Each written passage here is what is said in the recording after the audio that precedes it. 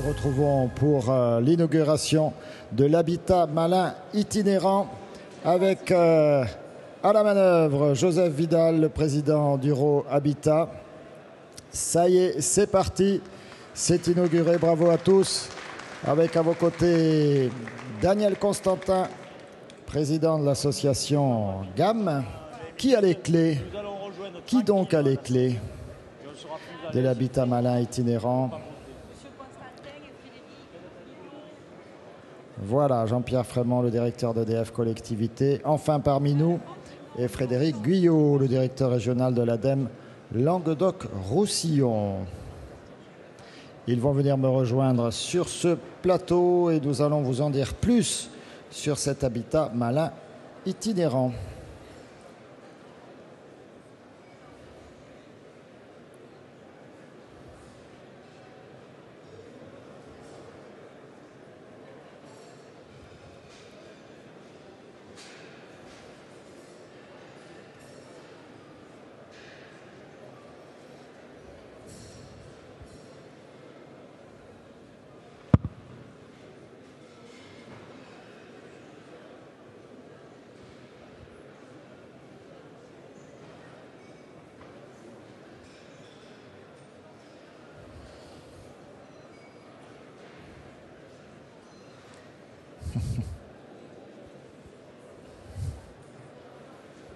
Prenez place, messieurs. Prenez place. Bonjour, monsieur Constantin. Je vous en prie, asseyez-vous. Essayez de ne pas trop bouger la chaise. Monsieur Frémont, on vous a désiré. Vous êtes avec nous. C'est le principal.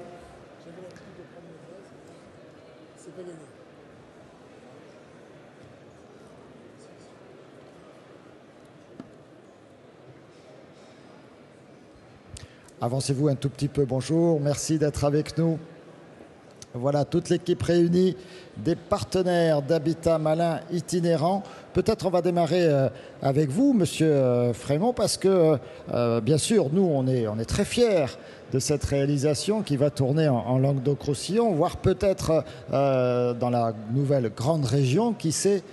Tout à l'heure, Denis Rey en disait un mot, mais au départ, c'est une initiative qui vient de chez vous et qui a commencé un peu en Provence-Côte d'Azur, c'est ça ?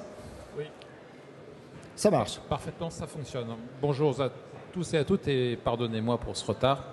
Effectivement, c'est une initiative qui est née à Marseille, voilà, à l'initiative d'un certain nombre d'acteurs qui souhaitaient lutter contre la précarité énergétique. Et depuis, nous avons fait évoluer le dispositif, notamment dans une relation extrêmement étroite avec les bailleurs sociaux. C'est la raison de notre présence aujourd'hui.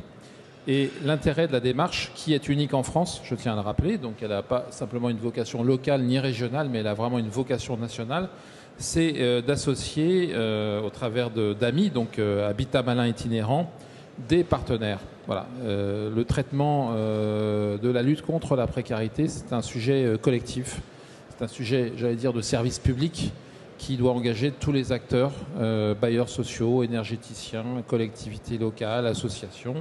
Et c'est aujourd'hui ce qui nous réunit au travers de ce partenariat avec l'ADEME, avec l'URO, avec l'association GAM. Et je suis très heureux qu'on soit autour de cette table aujourd'hui pour en parler aujourd'hui.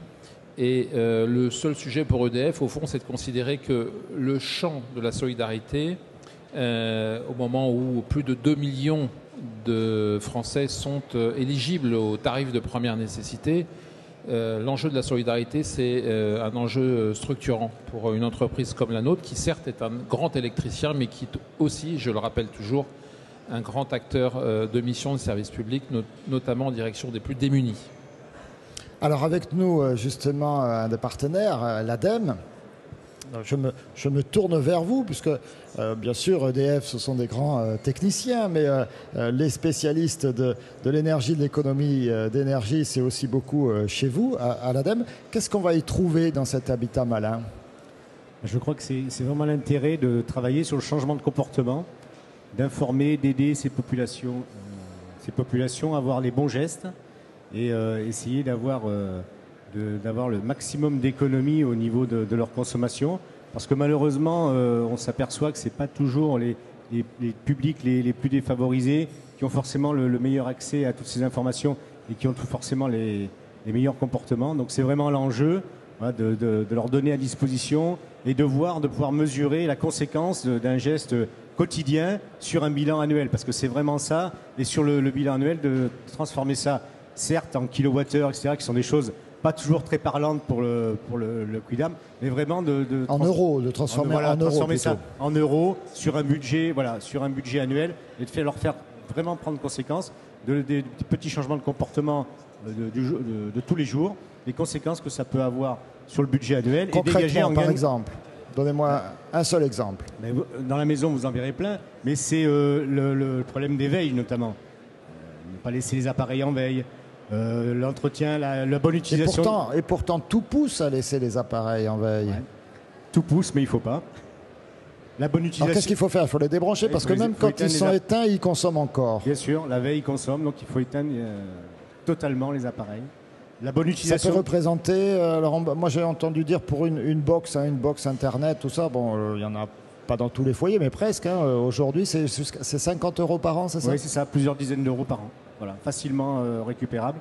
La bonne utilisation du frigidaire, tout simplement, de vérifier la température, etc., ce qu'on ne fait pas forcément. Le bon réglage des températures aussi, d'eau chaude, etc. Et puis évidemment, éteindre les lumières, mais c'est tellement simple, mais bon, il faut le rappeler et faire voir peut-être que... Changer ses ampoules aussi. Alors qu'est-ce qui vaut mieux? Question peut-être un peu bête, mais si vous avez une ampoule à filament classique qui marche encore, pour l'environnement, c'est mieux de la jeter tout de suite et d'en mettre une plus économique, ou d'attendre qu'elle marche plus? Si vous pouvez investir sur une ampoule plus performante, l'ADEME vous conseillera de le faire. Enfin, pour maintenant, le problème est réglé parce que c'est interdit, donc de toute façon, en termes de renouvellement. Bon, mais si vous pouvez le faire, c'est mieux de le faire plus vite parce que vous bénéficiez des gains d'économie tout de suite. Voilà. Qu'est-ce qu'on gagne, par exemple? Tiens, je me tourne vers vous. Qu'est-ce qu'on gagne en changeant une ampoule sur une pièce de 10 mètres carrés, par exemple? On change l'ampoule pour une ampoule qui consomme moins, on gagne combien? Écoutez, ce qui en compte, euros? Oui, ce qui compte, c'est encore une fois, c'est l'enjeu des éco-gestes, c'est-à-dire au fond, c'est associé à la consommation. L'ampoule, l'innovation technologique n'a pas de sens si dans le même temps vous ne faites pas évoluer les usages. Changer une ampoule pour une ampoule qui va rester allumée toute la nuit, c'est pas faire d'économie. Ouais. Donc l'intérêt, je reviens sur le sujet de notre démarche aujourd'hui, puisqu'il est parti d'ailleurs l'aménagement d'un container à Marseille. Aujourd'hui, on a évolué au travers de l'aménagement d'un mobilhome, c'est d'avoir... Ah bah attendez, en franchissant le Rhône, on a progressé forcément. Nécessairement, bien entendu. Mais le container, vous l'aviez trouvé sur le port de Marseille, non? C'est ça. Exactement. C'est d'avoir une dimension de mobilité pour aller porter vers les populations les plus précaires, encore une fois en lien avec les bailleurs sociaux, parce que je crois que je reviens sur la dimension partenariale. Elle est essentielle pour... traduire de manière concrète des politiques en matière d'économie d'énergie, parce que si on n'embarque pas les populations, si on n'embarque pas les acteurs sociaux, si on n'embarque pas les bailleurs sociaux, si on n'embarque pas l'ADEME, il est clair que ce ne sont pas les initiatives individuelles et l'achat de nouveaux produits qui feront bouger les lignes, ni même la rénovation thermique. Là, on est sur les éco-gestes. Alors, c'est un sujet dont on parle peu, mais qui peut nous faire bouger des lignes. C'est vrai que faire bouger un niveau de facturation énergétique de 300 ou 400 € par an pour un ménage ayant un très faible revenu, c'est considérable. Ouais. Et donc, vous allez embarquer au fond un certain nombre d'éco-gestes. Alors ça prend, et c'est vrai que dans les populations les plus précaires, ces gestes ne sont pas naturels en réalité, et ce sont ceux qui souffrent le plus en termes de dépenses contraintes. Le problème, c'est de lutter contre le niveau de la dépense contrainte qui souvent, parfois dans un certain nombre de logements, atteint quasiment le niveau du loyer lui-même. Si on associe l'eau, les déchets, enfin bref, toutes dépenses qui sont contraintes. Donc l'enjeu aujourd'hui de notre démarche, c'est d'associer l'ensemble des partenaires qui vont faire ensemble bouger les lignes sur l'apprentissage des éco-gestes, sur l'information, la pédagogie et la maîtrise par soi-même de ses consommations. On était, il y a un instant, peut-être on peut remettre l'image, dans l'habitat malin, avec une distribution de quoi? Qu'est-ce qu'on distribue aujourd'hui dans l'habitat malin? Il y avait des ampoules, j'ai l'impression. Non, c'est une question piège, pardon. Ah non, non, Pourtant, mais c'est la reconstitution, vous l'avez à l'antenne, c'est la reconstitution d'un habitat ordinaire où, au fond, on va, au-delà des technologies et des matériels, surtout apprendre les bons niveaux de consommation. Comme l'indiquait tout à l'heure notre interlocuteur, par exemple, couper les matériels électriques, et notamment ceux qui consomment beaucoup d'énergie, je pense aux bornes d'Internet, je pense à la télévision, je pense aux télécommunications. C'est un éco-geste qui s'apprend. Donc, prendre le bon niveau d'abonnement, par exemple, chez EDF, en fonction de sa consommation, ça s'apprend également. Il est préférable de consommer un certain nombre d'heures, de faire tourner le lave-vaisselle, pour être extrêmement concret, plutôt la nuit que le jour. Enfin, ce sont des éco-gestes connus et reconnus depuis des dizaines d'années, mais dont on s'aperçoit que dans les milieux les plus précarisés, au fond, ces pratiques n'existent pas.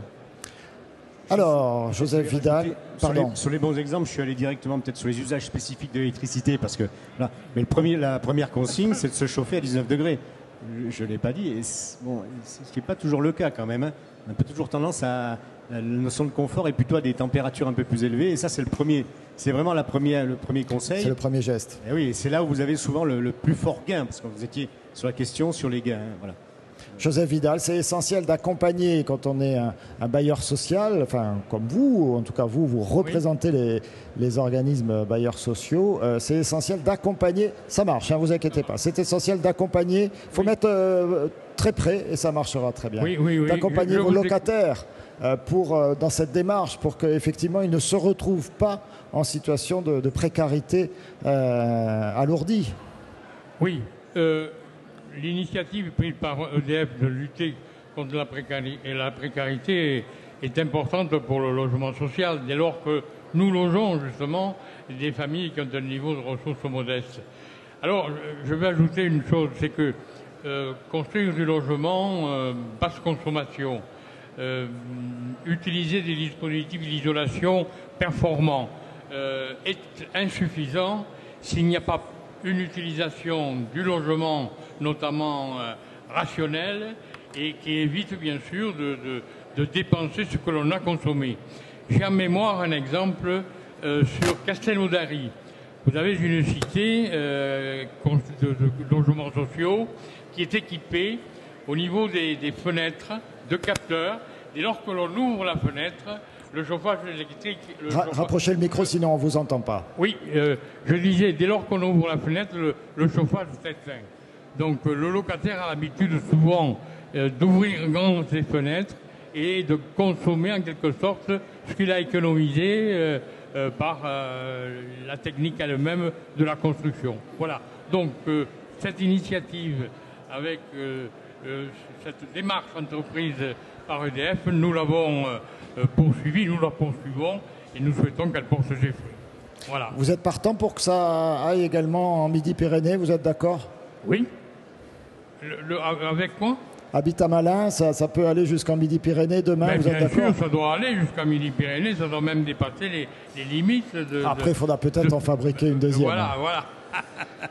Alors, Monsieur Constantin, oui. Pardonnez-moi, j'ajoute que, avant de laisser la parole à Monsieur Constantin, que les pouvoirs publics ont décidé, à l'initiative de la ministre, de diffuser largement auprès des populations les plus précaires un certain nombre d'équipements. Vous y avez fait référence tout à l'heure. Je pense aux radiateurs, aux nouveaux radiateurs électriques qui aujourd'hui, qu'on appelle intelligents, mais qui au fond permettent de piloter la consommation en fonction de vos usages propres, de votre présence ou de votre absence.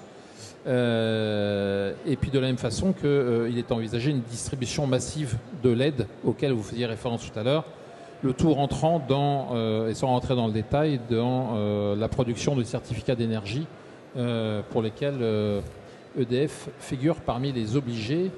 Et donc nous essayons d'être vertueux dans cette démarche. Je souris au dessin de notre ami Clé de 12 que vous pouvez découvrir. Voilà, il faut mettre les appareils en veille. Monsieur, mais on m'a coupé le courant hier. Bon, c'est un autre débat.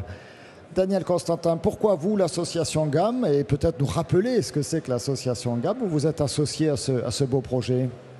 Bon, simplement pour rappeler ce qu'est GAM, c'est un ensemble d'associations qui intervient auprès de personnes en situation de précarité, entre autres choses. Nous intervenons aussi auprès des personnes âgées que nous maintenons à domicile. Nous avons des ateliers d'insertion et nous faisons du soutien scolaire et du maintien à domicile à travers les soins, à travers l'aide à domicile.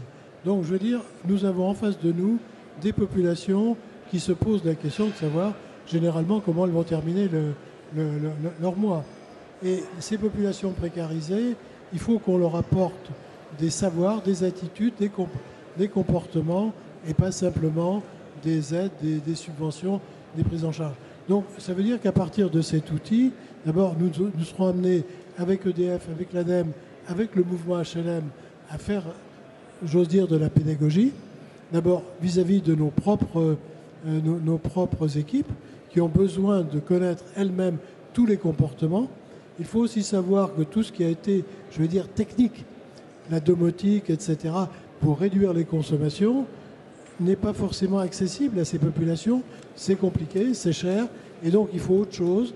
Et ce travail qui est fait en collaboration avec EDF, avec le mouvement HLM, avec l'ADEME, avec les collectivités, est quelque chose qui correspond tout à fait à notre volonté de faire en sorte que ces populations précarisées, je dirais, se gèrent elles-mêmes et ne soient pas simplement, je veux dire, en permanence soutenues par des efforts un peu artificiels.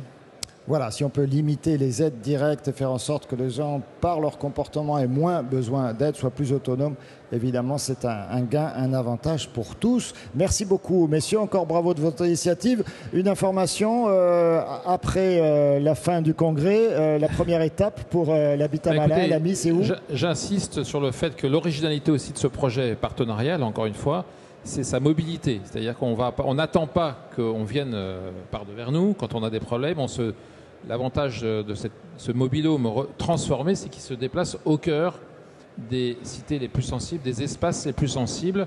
Et je crois que c'est une nouvelle façon de porter les services publics, d'aller au-devant, de ne pas attendre quand il est déjà trop tard. Voilà. La première étape, vous la connaissez? Je ne la connais pas. Elle est à définir. Elle est à définir. Ce ne sera pas la première étape. Ce sera le parcours. Il y a déjà des candidats potentiels. Oui, oui. Ah, il faut juste faire le choix. Il faut faire le planning. Voilà. Oui, le parcours. D'accord. La première étape, ce qui compte, c'est la deuxième et la suivante. D'accord, bien compris. Allez, merci encore, messieurs. Bravo pour cette belle initiative. Habitat malin itinérant, l'AMI. C'est un bel ami, effectivement, on peut les applaudir. Merci beaucoup à vous. On va se retrouver dans quelques minutes seulement pour un autre bel événement.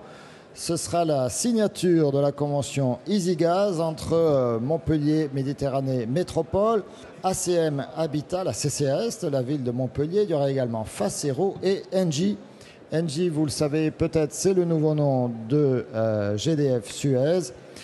L'objectif d'EasyGaz, c'est l'information sécurité intérieure gaz pour ceux qui sont équipés au gaz, soit en chauffage ou simplement pour la cuisine. Il y a évidemment des gestes de sécurité à faire et dans le cadre de cette convention, bien là encore, on va aller à la rencontre des locataires pour les aider à bien faire ces gestes qui sécurisent tout le monde. Voilà, c'est dans quelques minutes, c'est à 15h et ce sera de nouveau, bien sûr, ici sur l'Agora. À tout de suite.